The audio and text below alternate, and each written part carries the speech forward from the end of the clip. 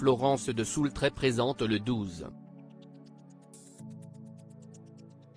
12h45 et le 19h45 de M6 en alternance avec Dominique Tenza. Discrète sur sa vie privée, la journaliste file le parfait amour avec Arthur de Soultray. Focus sur cet entrepreneur à succès. Florence de Soultray fait partie des journalistes de M6 à suivre. Joker au 12h45 et au 19h45 lors des congés de Dominique Tenza, la jeune femme de 33 ans travaille également comme reporter à la rédaction des journaux d'information de la chaîne. Un travail prenant qui peut avoir des répercussions sur son entourage et notamment, sur son époux Arthur de Soultray. Cela empiète parfois sur ma vie personnelle.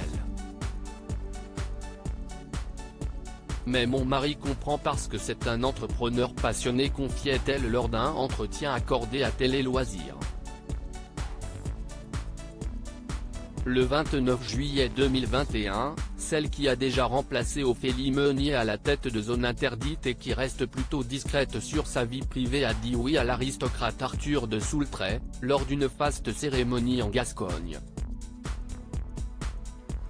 Arthur de Soultray, un entrepreneur à succès. Arthur de Soultray créé son entreprise de prêt-à-porter en 2005 alors qu'il est encore en école de commerce.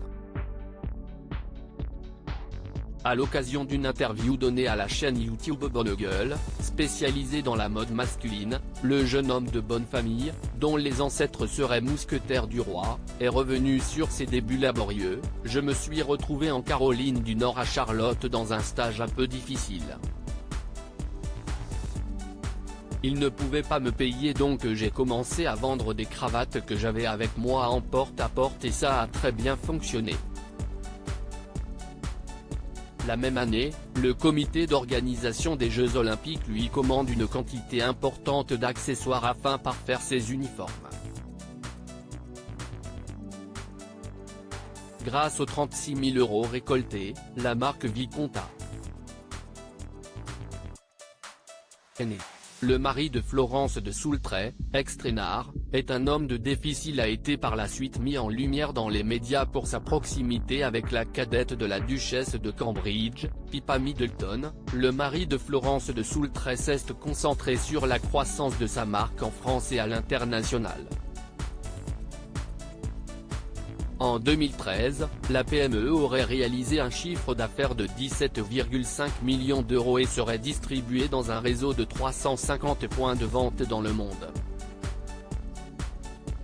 Comme il le raconte au site Les Éco-Entrepreneurs, il cède finalement sa société à un fonds d'investissement dans de mauvaises conditions. Mais, businessman dans l'âme, Arthur de Soultray ne se laisse pas abattre par cet échec.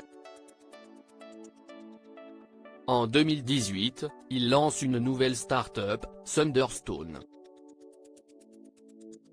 La marketplace, qui propose une solution digitale aux acteurs de la vente physique, a finalisé une levée de fonds d'1 million d'euros 2 ans plus tard. À l'image de son épouse, Arthur de Soultray aime les défis. View this post on Instagram à post shared by Florence de Soultray @FloDeSoultray.